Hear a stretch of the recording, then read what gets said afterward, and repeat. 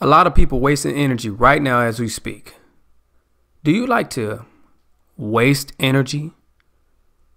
People screaming and yelling, protests, talking about how much they don't like Trump, only for it to eventually turn into, Trump's a funny guy.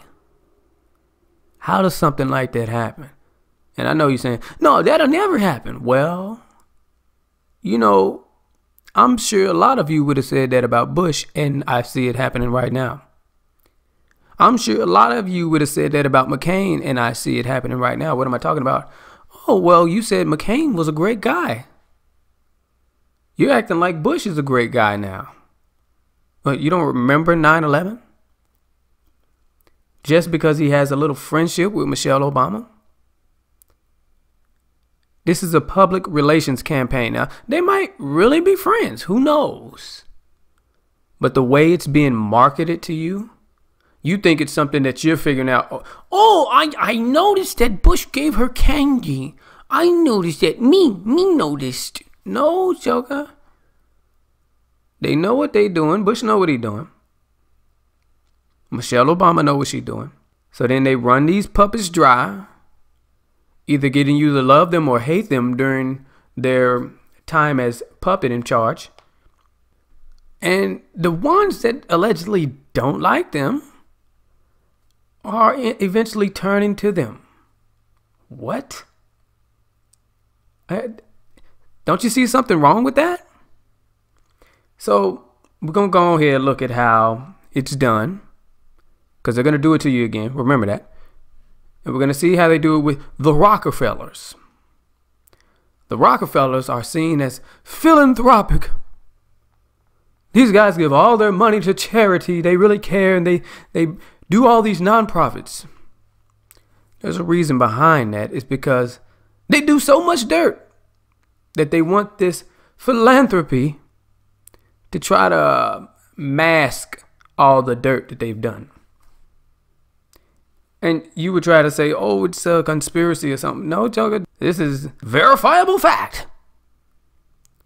So when you question people like the Rockefellers, it's like, hey, you have every right to, because Joker's behind some dirty stuff. I think you could say that the miners of southern Colorado in that period were among the most painfully oppressed anywhere in the world. George McGovern, Democratic presidential candidate in 1972. He wrote his Ph.D. dissertation and a book on the struggle of the Colorado miners. They lived in company towns where everything was owned by the company. The stores where they bought their groceries and supplies, the churches, the schools, even the courts were more or less controlled by the companies in that period. And these miners worked under the most appalling conditions. The mines were very dangerous. It was not unusual for 100 or 200 miners to be killed in a single year. And of course, at that time, they worked at subsistence wages without any union representation. When the miners of Colorado were poor, hard-working men. Now Rockefeller, he was a rich man. He owned the mines and he owned the land.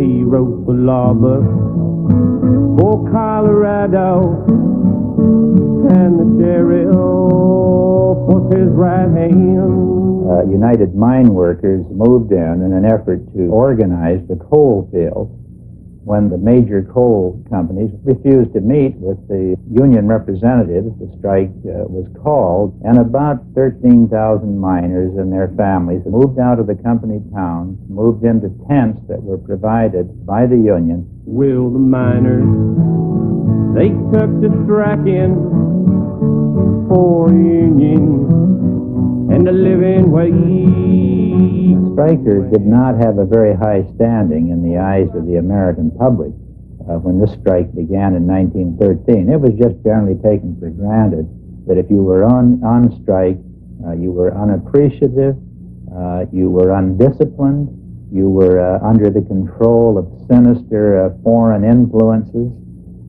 you weren't quite loyal to the nation. and therefore every resource of the police power or private corporate power that could be directed at breaking the strike was generally accepted. Call the militia, get vigilante, we'll get 'em guns, don't you spare no call, 'cause we have got to show them dirty miners that Rockefeller, he is the boss. And so one morning, without warning, that state militia, they opened fire. The soldiers raked the colony with machine guns and then set fire to the tents which housed the families of the miners. The next day, 53 people lay dead.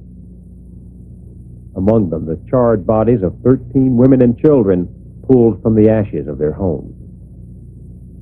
The date, April 20th, 1914, the day of the Ludlow Massacre. It was headline news across the country. For the first time, public opinion sympathized with the strikers. Rockefeller was condemned as the man behind the gun, the murderer of women and children. The writer Upton Sinclair organized pickets wearing the crepe armbands of mourning to stand vigil outside Rockefeller's home, altars, and places of worship. Bloody Ludlow would not be forgotten. Rockefeller Jr. was moved to act. The vilification of his family's name had gone far enough. It was time to refurbish the Rockefeller image. He turned to a former newspaper man with the reputation for clever handling of the publicity problems of big business, a man with the unusual name Ivy Ledbetter Lee. It was the first time in any American labor struggle where you had an organized effort to use what has become modern public relations to sell one side of the strike to the American people. In this case, the Rockefeller or the management side. There were a variety of techniques that Ivy Lee used. It was a total public relations campaign. It included, first of all, a series of fact sheets that he published to give the mine operator side of the strike. Everything was done to discredit the strikers morally and to paint them as substandard citizens. Ivy Lee engaged the services of prominent people to sign articles that gave the mine operator's side of the story. He persuaded the governor of Colorado to sign such a public letter that was widely distributed across the country, even delivered personally to the President of the United States, Woodrow Wilson. This effort on the part of Ivy Lee to put a more favorable interpretation on the strike as far as the managers were concerned, plus the publicized trips by Mr. Rockefeller to Colorado, his effort to come to know the miners firsthand, pictures of him visiting with strike organizers,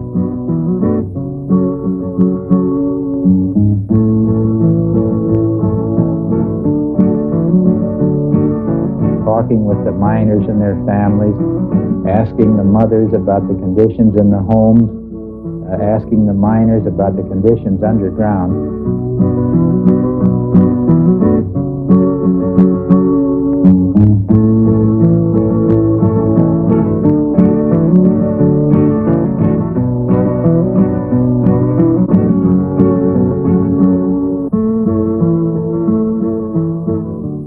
So this was the general thrust, just frankly to do a snow job for the mine operators and to discredit the union in every possible way. And I must say that while they didn't exceed 100%, they were sufficiently successful in it so that they did change the public perception of the mine operators and their responsibility for the strike.